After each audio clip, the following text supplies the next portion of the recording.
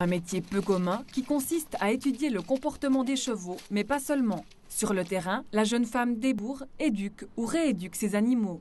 Par exemple, un cheval qui ne monte pas dans un transport, au lieu de s'acharner à vouloir le faire monter, on va déjà se poser 5 minutes et réfléchir pourquoi il n'a pas envie de monter.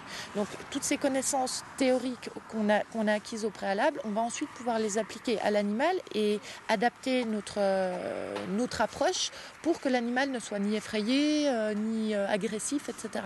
Quelle sorte de problèmes ont les chevaux que vous avez? J'ai bien souvent des problèmes un petit peu d'agressivité ou alors j'ai aussi très souvent des chevaux qui ne tiennent pas trop compte des ordres de son cavalier et qui n'en fait qu'à sa tête. Donc là, de nouveau, on ne peut pas en vouloir au cheval parce que le cheval prend ses aises, il fait comme bon lui semble.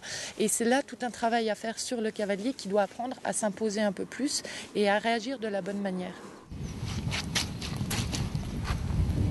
Petite démonstration du métier d'éthologue avec une jeune jument.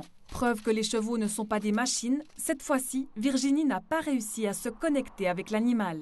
C'est une petite jument de 3 ans qui a été débourrée il y a 2 mois. Je ne vais pas lui demander de faire un show à l'américaine parfait. Simplement, je veux qu'elle ait confiance en moi, qu'elle soit bien vers moi. Et voilà, parce qu'une fois que je serai sur son dos, la jument va reproduire cette confiance. Donc je ne cherche absolument pas la perfection, non. Passionnée, Virginie avoue parfois mieux comprendre les chevaux que les humains. À l'image du film de Robert Redford, est-elle une femme qui murmure à l'oreille des chevaux ? Je fais plus ou moins la même chose avec le côté Hollywood en moi et Robert Redford en moi, ça c'est sûr.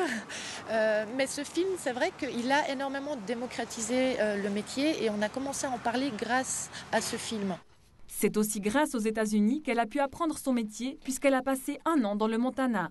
Aujourd'hui, elle ne compte pas s'asseoir sur ses lauriers. Elle prévoit déjà son prochain voyage en Patagonie pour se frotter aux chevaux sauvages argentins.